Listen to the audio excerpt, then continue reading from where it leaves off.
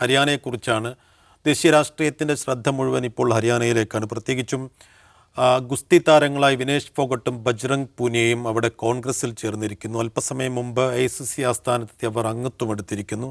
സ്വാഭാവികമായും ഹരിയാനയിൽ വരുന്ന നിയമസഭാ തെരഞ്ഞെടുപ്പിൽ രണ്ടുപേർക്കും സീറ്റ് നൽകാനുള്ള സാധ്യതയുണ്ട്. അപ്പോൾ ഗുസ്തിയിലെ ഗോത വിട്ട് രാഷ്ട്രീയ ഗോതയിലേക്ക് കടക്കുകയാണ് രണ്ടുപേരും. അപ്പോൾ ഈ രണ്ടുപേരുടെ വരവ് ഹരിയാനയിൽ മാത്രമല്ല ദേശീയ രാഷ്ട്രീയത്തിൽ തന്നെ കോൺഗ്രസിന് വലിയ ഊർജം നൽകും എന്നുള്ളൊരു ആത്മവിശ്വാസം കോൺഗ്രസിന്. അതിനപ്പുറത്തേക്ക് ഹരിയാനയിൽ കോൺഗ്രസിന് എത്ര വലിയ തിരിച്ചുവരവ് നടത്തും, പ്രത്യേകിച്ചും അവിടെ BJP കാര്യമായ പൊട്ടലും ചീറ്റലും ഇതിനെ തുടർന്നുണ്ട്. ഒരു മുൻ മന്ത്രി അടക്കം MLA അടക്കം രാജിവെക്കുന്ന സ്ഥിതിഗതികളൊക്കെ ഉണ്ട്. അപ്പോൾ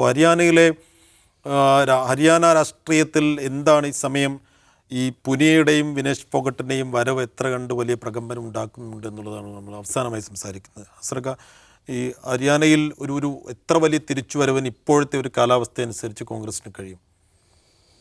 തികച്ചും നല്ല അനുകൂലമായൊരു കാലാവസ്ഥയാണ് കോൺഗ്രസിനുള്ളത്. അത് ഈ പറഞ്ഞതുപോലെ ഇവരുടെ വരവ്, ഈ ഗുസ്തി താരങ്ങളുടെ വരവ്, ഫോഗട്ടിൻ്റെയും ഇതിൻ്റെയൊക്കെ വരവ്, ബജ്രംഗ് പൂനിയുടെയൊക്കെ വരവ് എന്ന് പറഞ്ഞാൽ അത് യാദൃശ്ചികമോ അല്ലെങ്കിൽ പെട്ടെന്നുണ്ടായൊരു സംഭവമല്ല. സത്യത്തിൽ ഡൽഹിയിൽ അവർ നടത്തിക്കൊണ്ടിരുന്ന സമരത്തിന് മുഴുവൻ ഊർജം പകർന്നുകൊണ്ടിരുന്നതിനെല്ലാ ഭൗതിക സാഹചര്യങ്ങൾ ഒരുക്കിക്കൊണ്ടിരുന്നതും ആളുകളെ അവരെ എത്തിച്ചുകൊണ്ടിരുന്നതും എല്ലാം കൊണ്ടിരുന്ന ഒരു ഘട്ടത്തിൽ ഹരിയാനയിലെ കോൺഗ്രസ് നേതാവ് കൂടെ തന്നെയായിരുന്നു. തന്നെയുമല്ല, അതിനുശേഷം അവരിപ്പം ഈ ഒളിമ്പിക്സ് കഴിഞ്ഞിട്ട് അവർ വരുന്ന സമയത്ത് അറിയാമല്ലോ, അവർ ഡൽഹിയിൽ വന്ന ശേഷം ഡൽഹിയിൽ അവരിറങ്ങിയത് മുതൽ അവിടുന്ന് അങ്ങോട്ട് അവരുടെ ഗ്രാമത്തിലെത്തുന്നത് വരെ മണിക്കൂറുകൾ നീണ്ടു നിന്ന ആ ഘോഷയാത്രയായിട്ടുള്ള അവരുടെ സ്വീകരണം, അത് ശരിക്കൊരു കോൺഗ്രസ് പരിപാടിയായിരുന്നു. കൂടെ തന്നെ ആ വാഹനത്തിൽ ഉണ്ടായിരുന്നു, അതുണ്ടായിരുന്നു. കൂടെ കുറച്ച് വർഷങ്ങളായിട്ട് തന്നെ ഈ തെരഞ്ഞെടുപ്പിനുള്ള ഒരുക്കങ്ങൾ കോൺഗ്രസ് നടത്തിക്കൊണ്ടിരിക്കുന്നു എന്നുള്ളതിന് ഏറ്റവും നല്ല തെളിവുമായിരുന്നു ആ പ്രകടനം. അതിൻ്റെ ഒരു പ്രധാനപ്പെട്ട കാരണം വെച്ചാൽ അത് രണ്ട് ആളുകളെ കൊണ്ടുവരുന്നു അല്ലെങ്കിൽ ഗുസ്തി താരങ്ങളെ കൊണ്ടുവരുന്നു എന്നല്ല. ഇന്ത്യയിലെ ഏറ്റവും അധികം തൊഴിൽ രാഹിത്യത്തിൻ്റെ എല്ലാ ദുഷ്ടഫലങ്ങളും അനുഭവിച്ചു കൊണ്ടിരിക്കുന്ന ഒരു സംസ്ഥാനമാണിത്. അതുകൊണ്ട് തന്നെ ഇങ്ങനത്തെ ഒരു വരവും ഈ സംഗതികളും കൂടിയാൽ ചെറുപ്പക്കാരുടെ ഒരു തരംഗം തന്നെ ഇതുകൊണ്ട് കോൺഗ്രസിന് ഉണ്ടാക്കിയെടുക്കാൻ അവിടെ കഴിയേണ്ടതാണ്. ഒന്നത്. രണ്ട്, നമ്മൾ പറയുന്ന ഇപ്പോൾ പറയുന്ന BJPയിൽ ഉണ്ടായ പൊട്ടിത്തെറി എന്ന് പറഞ്ഞാൽ BJPയിൽ ഇന്നിപ്പം രാജിവെച്ച മന്ത്രി രഞ്ജിത് സിംഗ് ചൗട്ടാല, പഴയ നമ്മുടെ ഉപരാഷ്ട്രപതിയൊക്കെ ആയിരുന്ന ഈ ചൗട്ടാലയുടെ ഉപപ്രധാനമന്ത്രിയായിരുന്ന ദേവിലാലിൻ്റെ പേരക്കുട്ടിയായ ഈ ചൗട്ടാല, ഇപ്പോഴത്തെ ചൗട്ടാല, രഞ്ജിത് സിംഗ് ചൗട്ടാല BJPയിലേക്ക് പോയത് തന്നെ അടുത്ത കാലത്താണ്. അടുത്ത കാലത്ത് BJPയിലേക്ക് പോവുകയും അതായത് സ്വതന്ത്ര MLA ആയിരുന്നു. സാധാരണഗതിയിൽ അവർക്ക് അവിടെ കുടുംബ പാർട്ടിയാണുള്ളത്. ആ പാർട്ടിക്കകത്ത് അക്കോമഡേഷൻ കിട്ടാത്തൊരു സാഹചര്യത്തിൽ അവരോട് തെറ്റി പുറത്ത് പോയിട്ട് മൂപ്പർ സ്വതന്ത്ര MLA ആയി നിൽക്കുമ്പോഴാണ് മൂപ്പർ കഴിഞ്ഞ ലോക്സഭാ തെരഞ്ഞെടുപ്പിന് മുമ്പായിട്ട് മൂപ്പർ BJPയിൽ ചേരുന്നു, BJPയിൽ മന്ത്രിയാവുന്നു. എന്നിട്ട് BJP സീറ്റും കൊടുത്തു, പാർലമെൻറ്റ് തെരഞ്ഞെടുപ്പിൽ സീറ്റ് കൊടുത്തു, അവിടുന്ന് തോൽക്കും ചെയ്തു. അതിനൊക്കെ ശേഷമാണ് അപ്പം ആ ഒരു സംഗതി കണ്ടിട്ടായിരിക്കും ഇത്തവണ അവർക്ക് സീറ്റ് കൊടുത്തില്ല. സീറ്റ് കൊടുക്കാത്തവരൊക്കെ പുറത്തേക്ക് പോയി. പക്ഷേ സീറ്റ് കിട്ടാത്തതുകൊണ്ട് അല്ലെങ്കിൽ ലോക്സഭാ തെരഞ്ഞെടുപ്പിൽ തോറ്റതുകൊണ്ട് സീറ്റ് കിട്ടിയില്ല, സീറ്റ് കിട്ടാത്തത് കൊണ്ട് പുറത്തേക്ക് പോയി എന്നൊക്കെ അതിനെ അങ്ങനെ ലളിതമായി കാണാൻ പറ്റില്ല. കാരണം ചൗട്ടാല എന്ന് പറഞ്ഞ ഈ കുടുംബം അത് അവിടുത്തെ ജാട്ട് സമുദായത്തിൻ്റെ ഒരു വളരെ പ്രധാനപ്പെട്ട വോട്ട് ബാങ്ക് കൈകാര്യം ചെയ്യുന്ന കക്ഷികൾ തന്നെയാണ് ഇപ്പോഴും. BJPയുടെ അവിടുത്തെ വോട്ട് എന്ന് പറഞ്ഞാൽ ഒരു ആൻറ്റി ജാട്ട് വോട്ടുകളാണ് BJP, അല്ലെങ്കിൽ ജാട്ട് ഇതര വോട്ടുകളാണ് BJP വോട്ട്. അടുത്ത ജാട്ട് വോട്ട് ഇപ്പോഴും കോൺഗ്രസിൻ്റെ വോട്ടാണ്. അങ്ങനെ എല്ലാം കൊണ്ട് ഈ ഒരു ചൗട്ടാല കുടുംബത്തിൽ രഞ്ജിത് സിംഗ് ചൗട്ടാല കോൺഗ്രസിൻ്റെ കൂടെ നിൽക്കുക അല്ലെങ്കിൽ BJPക്ക് എതിരായിട്ട് നിൽക്കുക എന്ന് പറഞ്ഞാൽ പോലും അത് കോൺഗ്രസിന് അനുകൂലമായിട്ട് വലിയൊരു ഗുണം ചെയ്യുന്നതാണ്. പക്ഷേ അവിടെ രണ്ട് പ്രശ്നങ്ങൾ കോൺഗ്രസ്സിന് ഇനി കൈകാര്യം ചെയ്യേണ്ടതായിട്ടുണ്ട്. അതൊന്ന് ആം ആദ്മി പാർട്ടിയുമായിട്ടുള്ള സഖ്യം ഇനിയും ഫിക്സ് ചെയ്യാൻ പറ്റിയിട്ടില്ല എന്നുള്ളതാണ്. ആം ആദ്മി പാർട്ടി 10 സീറ്റാണ് ചോദിക്കുന്നത്. 90 സീറ്റിൽ 10 സീറ്റാണ് ആം ആദ്മി പാർട്ടി ചോദിക്കുന്നത്. 5-ലധികം കൊടുക്കാൻ മാത്രം അവരില്ല എന്നാണ് കോൺഗ്രസിൻ്റെ പ്രാദേശിക നേതാക്കളുടെ, ഹൂഡ അടക്കമുള്ള പ്രാദേശിക നേതാക്കളുടെ അവർ AICCക്ക് കൊടുത്തുകൊണ്ടിരിക്കുന്ന ഫീഡ്ബാക്ക് അതാണ്.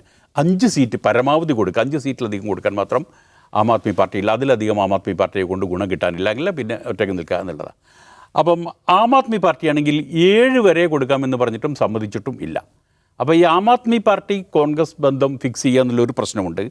പിന്നെ സ്വാഭാവികമായിട്ടും പരമ്പരാഗതമായിട്ടും എല്ലാ സംസ്ഥാനങ്ങളിലും കോൺഗ്രസ്സിലുള്ളതുപോലെ കോൺഗ്രസിൻ്റെ ആ സംസ്ഥാന നേതാക്കളെ പരസ്പരം ഫിക്സ് ചെയ്യുക എന്നുള്ള പ്രശ്നവും അവിടെയുണ്ട്. അവിടെ പിന്നെ കുമാരി ഷെൽജയും ഊഢയും തമ്മിലുള്ള പ്രശ്നം ഉണ്ട്. നമുക്കറിയാം, പിന്നെ ഇത്തരം പ്രശ്നങ്ങൾ ഇല്ലാത്തിടത്താണ് കോൺഗ്രസിന് അടുത്ത കാലത്ത് ജയിക്കാൻ പറ്റിയിട്ടുള്ളൂ. ഇപ്പം കർണാടകയിലാണെങ്കിലും അവിടെ സിദ്ധരാമയ്യയും പിന്നെ ഈ സിദ്ധരാമയ്യയും ഡി ശിവകുമാറും ഒരേ മനസ്സോടെ ഒരുമിച്ച് നിന്നുകൊണ്ട് ഫലമാണ് അവിടെ കണ്ടത്. രേവന്ത് റെഡ്ഡി അങ്ങനെ നിന്നുകൊണ്ട് ഫലമാണ് തെലങ്കാനയിൽ കണ്ടത്. അങ്ങനെ ഈ കോൺഗ്രസ് നേതാക്കൾ തമ്മിലുള്ള പ്രശ്നങ്ങൾ സെറ്റിൽ ചെയ്യാൻ കഴിയും, കോൺഗ്രസും ആം ആദ്മി പാർട്ടിയും തമ്മിലുള്ള പ്രശ്നങ്ങൾ സെറ്റിൽ ചെയ്യാൻ കഴിഞ്ഞാൽ രാഷ്ട്രീയമായിട്ട് എല്ലാം കൊണ്ടും വളരെ അനുകൂലമായ ഒരു പിന്നെ സമയമാണ്, എല്ലാം കൊണ്ടും വളരെ അനുകൂലമായൊരു സാഹചര്യമാണ് ഹരിയാനയിൽ കോൺഗ്രസിനുള്ളത്. രാഷ്ട്രീയമായിട്ട് അത് വോട്ടാക്കി മാറ്റാനും അത് സംഘടനാപരമായിട്ട് അത് മുതലെടുക്കാനും കഴിയണമെങ്കിൽ കോൺഗ്രസ് ലീഡർഷിപ്പ് ചില കാര്യങ്ങൾ ചെയ്യേണ്ടതുണ്ട്. അത് ചെയ്യും എന്ന് കരുതാം. രാഹുൽ ഗാന്ധിക്ക് അത് മനസ്സിലാവാത്തതല്ല, അദ്ദേഹത്തിന് അത് മനസ്സിലാവുകയും അതിനനുസരിച്ച്. പക്ഷേ പ്രശ്നം ഇതാണ്, ഇത് മനസ്സിലാക്കിയപ്പോഴും അദ്ദേഹം രാഹുൽ ഗാന്ധി മനസ്സിലാക്കിയിട്ടുള്ളത് പിന്നെ ഈ ആം ആദ്മി പാർട്ടിയെ കൂടെ നിർത്തിയിട്ടൊരു ഇന്ത്യ മുന്നണിയുടെ ശക്തി കാണിക്കുക എന്നുള്ളതാണ്. എന്നാൽ സംസ്ഥാനത്തെ കോൺഗ്രസ് നേതാക്കൾ പിന്നെ ഇപ്പോഴും മുന്നോട്ട് പോകുന്നത് കോൺഗ്രസിൻ്റെ ശക്തി കാണിക്കുക എന്നുള്ളത്.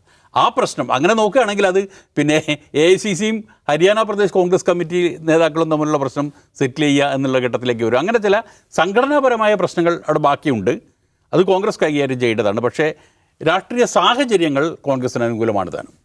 അതാവ് സാഹിബ്, ഈ ബ്രിജ്ഭൂഷൺ സിംഗിനെതിരായി ഇവർ നടത്തിയ പ്രക്ഷോഭങ്ങളിലും പ്രതിഷേധങ്ങളിലൊന്നും ഒരു രാഷ്ട്രീയ താല്പര്യങ്ങളെയും അവർ പരിഗണിച്ചിരുന്നില്ല, ആരെയും അടുപ്പിച്ചിരുന്നില്ല. പക്ഷെ ഇപ്പോൾ അതിനൊക്കെ ഒടുക്കം രണ്ടുപേരും കോൺഗ്രസ്സിലേക്ക് എത്തുമ്പം ഇവരുടെ പ്രശ്നങ്ങളെ എത്ര കണ്ട് കോൺഗ്രസ്സിന് അഡ്രസ്സ് ചെയ്യാൻ പറ്റും, എത്ര കണ്ട് സ്പേസ് ഉണ്ടാവും ഈ രണ്ടുപേർക്കും? അല്ല, ഇപ്പോൾ നമ്മൾ ഇങ്ങോട്ട് വരുമ്പോഴാണ് KC വേണുഗോപാലിൻ്റെ നേതൃത്വത്തിൽ ഈ വിനീഷ് ഫോഗട്ടിനെയും ബജ്രംഗ് പുനിയെയും AIC ആസ്ഥാനത്ത് സ്വീകരിച്ചുകൊണ്ടുള്ള വാർത്താ സമ്മേളനം നമ്മൾ കാണുകയുണ്ടായി. അതിൽ അത് കോൺഗ്രസിനെ സംബന്ധിച്ചിടത്തോളം വളരെ നല്ലൊരു മൂവായിട്ടാണ് ഞാൻ കാണുന്നത്. അതിൽ ഇപ്പോൾ പൊതുവെ വരുന്നൊരു വിശകലനം, ഇവർ ജാട്ട് കമ്മ്യൂണിറ്റിയാണ്. പൊതുവെ ഹരിയാനയിൽ നിന്ന് റെസ്ലേഴ്സ് ഏറ്റവും കൂടുതൽ വരുന്ന ഹരിയാനയിൽ നിന്നാണ്. അവർ ജാട്ട് കമ്മ്യൂണിറ്റിയാണ്. അപ്പോൾ ജാട്ട് കമ്മ്യൂണിറ്റിയിൽ ഞങ്ങളുടെ ഒരു കുട്ടിയെ അപമാനിച്ചു, ഞങ്ങളുടെ കുട്ടി അപമാനിക്കപ്പെട്ടു എന്നുള്ളതുകൊണ്ട് ജാട്ട് കമ്മ്യൂണിറ്റിയിൽ വലിയൊരു ഫീലിംഗ് ഉണ്ട്. അതുകൊണ്ട് ജാട്ട് കമ്മ്യൂണിറ്റിയുടെ വോട്ട് കോൺഗ്രസിന് കിട്ടുമെന്നൊക്കെയുള്ള വിശകലനങ്ങൾ വരുന്നുണ്ട്. അത് ശരിയുമാണ്. ജാട്ട് കമ്മ്യൂണിറ്റിയുടെ വോട്ട് സ്വാധീനിക്കുന്നതിൽ ഇവരുടെ സാന്നിധ്യം വളരെ പ്രധാനപ്പെട്ട ഒരു ഘടകമാണ്. പക്ഷേ ജാട്ട് കമ്മ്യൂണിറ്റി മാത്രമല്ല, ഇപ്പോൾ വിനീഷ് ഫോഗട്ട് എന്ന് പറയുന്നത് ജാട്ട് കമ്മ്യൂണിറ്റിയുടെ ഐക്കണല്ല, ഒരു ഇന്ത്യൻ യൂത്തിൻ്റെ തന്നെ ഐക്കണായിട്ട് മാറിയിട്ടുണ്ട്. എന്ന് പറഞ്ഞാൽ ഒരു ആംഗ്രി ഇന്ത്യൻ യൂത്തിൻ്റെ ഐക്കണായിട്ട് ഇവർ മാറിയിട്ടുണ്ട്. വിനീഷും മാറിയിട്ടുണ്ട്, ബജ്രംഗും മാറിയിട്ടുണ്ട്. പിന്നെ എന്ന് വെച്ചാൽ അവർ നോക്കും, അവരുടെ ലൈഫ് തന്നെ നമ്മൾ എടുത്തു കഴിഞ്ഞാൽ വളരെ ചെറുപ്പം മുതൽ സ്ട്രഗിൾ ചെയ്ത് വന്നവരാണ്. ഒന്നാമത് ഈ പെൺകുട്ടികൾക്ക് ഈ രംഗത്തേക്ക് വരാനുള്ള ഒരുപാട് പ്രശ്നങ്ങളുണ്ടായിരുന്നു. അതിനെ മറികടന്ന് സ്വപ്രയത്നത്താൽ കഠിനാധ്വാനത്താൽ മുന്നേറി വന്ന ഒരു അത്ലറ്റാണ് അവർ, ഒരു കായിക താരമാണ് അവർ. അപ്പോൾ അവരെയാണ് വളരെ മോശമായ കാരണത്തിൻ്റെ പേരിൽ നമ്മുടെ ഭരണകൂടം നമ്മുടെ ഇന്ത്യയുടെ അഭിമാനം കാക്കേണ്ട ഒരു താരത്തെ ഭരണകൂടം തന്നെ അപമാനിക്കുന്ന, വലിച്ചെറിയുന്ന, അവർ റോട്ടിലൂടെ വലിച്ചെടുക്കുന്ന ഇതൊക്കെ നമ്മൾ കണ്ടതല്ലേ. അപ്പോൾ അതുകൊണ്ട് ജാട്ട് കമ്മ്യൂണിറ്റി എന്ന് പറയുന്ന ആ ഒരു കാസ്റ്റ് ഫ്രെയിമിനപ്പുറത്തേക്കും ചെറുപ്പക്കാരെ സ്വാധീനിക്കുവാൻ, പ്രത്യേകിച്ച് സ്ത്രീകളെ സ്വാധീനിക്കുവാൻ വിനീഷ് ഫോഗട്ടിന് സാധിക്കുമെന്നാണ് ഞാൻ മനസ്സിലാക്കുന്നത്.